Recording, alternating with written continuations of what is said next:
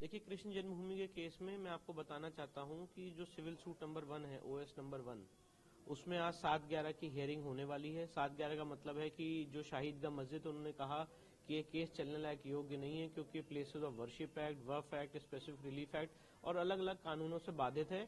इसलिए इस केस को यहीं पे खत्म कर दिया जाए और इसमें कोई आगे फर्दर कोर्ट अपनी कार्रवाई ना करे। सीपीसी में इसकी व्यवस्था है, जिसे ऑर्डर 7 रूल 11 की प्रक्रिया कहते हैं। आज संभवतः शाहिदगाह मस्जिद की बहस कंप्लीट हो जाएगी और हिंदू पक्ष की तरफ से सूट नंबर 1 में मैं अपनी बहस शुरू करूंगा। और हमारा बेसिक रूप से कहना यह है कि ये case places of worship act से बाधित नहीं है, वक्फ एक्ट से बाधित नहीं है और जो जितने हमारे लीगल आर्गुमेंट्स हैं, तर्क हैं, वो सारी बातें हम कोर्ट के सामने कंपाइलेशन और रिसर्च के बेस पे रखने वाले हैं। अच्छा, 7/11 का मसला इन्होंने ज्ञानवापी में उठाया था, राम मंदिर में भी उठाया था, कोर्ट का क्या व्यू होता है? देखिए, 7/11 का मसला जो ज्ञानव्यापी में उठाया था, उसको यहाँ पे ऑनरेबल इलाहाबाद हाईकोर्ट ने 19 दिसंबर को honourable mister justice Rohit Ranjan Agarwal ने डिसमिस कर दिया और कहा कि ये केस चल सकता है और धार्मिक स्वरूप तय करने के लिए कोर्ट में केसेस फाइल किए जा सकते हैं। साथ ही साथ मैं आपको बताना चाहता हूँ, ज्ञानव्यापी के मसले में 7/11 की एप्लीकेशन डिस्ट्रिक्ट जज वाराणसी ने 12 सितंबर को डिसमिस की थी, इलाहाबाद हाईकोर्ट ने 31 मई को डिसमिस की थी। इसलिए जिस तरह की वो दलीलें लेके आ रहे हैं कोर्ट के समक्ष, मुझे ऐसा लगता है कि उसमें कोई लीगल बहुत ज्यादा तथ्य नहीं है और हम अपनी सारी बातें कोर्ट के समक्ष रखेंगे। मुस्लिम पक्ष बार बार इस मेंटेनेबिलिटी पे प्रश्न उठाता है, क्या पिछली बार बहस हुई? पिछली बार मैंने आपको जैसा बताया, उनका ये कहना था कि भाई ये जो कृष्ण जन्मभूमि का केस है, ये प्लेसेस ऑफ वर्शिप एक्ट 1991 से बाधित है और वक्फ एक्ट 1995 से बाधित है, इसलिए इस केस को यहीं पे खत्म कर दिया जाए और ये आगे ना चले। कैसे ये वक्फ हुई, इस सवाल का भी जवाब हम कोर्ट में देंगे।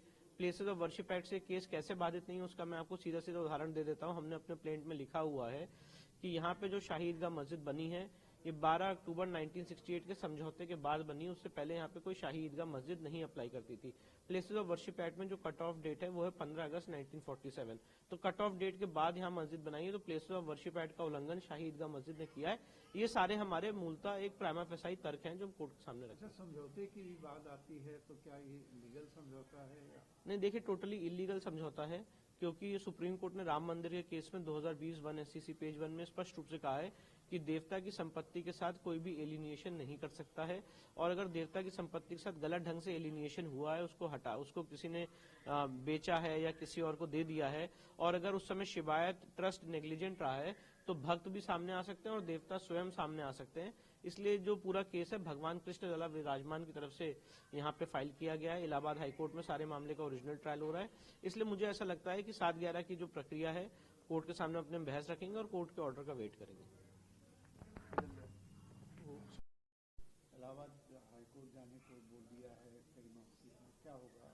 देखिए, सुप्रीम कोर्ट में शाही ईदगाह मस्जिद अप्रोच किया था सुप्रीम कोर्ट को और बेसिकली सुप्रीम कोर्ट के सामने जो इलाहाबाद हाईकोर्ट का 11 जनवरी का ऑर्डर, उसको चुनौती दी थी। 11 जनवरी के ऑर्डर से इलाहाबाद हाईकोर्ट ने इस मामले से जुड़े 15 सूट्स जो कृष्ण जन्मभूमि से संबंधित है, उसमें 15 मुकदमे को एक साथ कंसोलिडेट किया था सीपीसी में ऑर्डर 4A के तहत।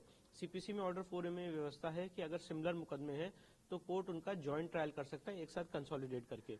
तो इस आदेश में कोई इन्फॉर्मिटी नहीं है, कोई गलती नहीं है और इस आदेश के खिलाफ शाही ईदगाह मस्जिद ने यहाँ इलाहाबाद हाईकोर्ट में रिकॉल एप्लीकेशन भी फाइल की थी। पर रिकॉल एप्लीकेशन पे कोई बहस जब तक उन्होंने करी होती है, उससे पहले उन्होंने सुप्रीम कोर्ट में SLP फाइल कर दी और सुप्रीम कोर्ट ने कल यही बात कही कि जब आपने रिकॉल एप्लीकेशन इलाहाबाद हाईकोर्ट में फाइल की हुई है तो पहले आप जाके अपनी रिकॉल एप्लीकेशन पे बहस करें और उनकी SLP डिस्पोज ऑफ कर दी इस डायरेक्शन के साथ। अब इसमें क्या होगा?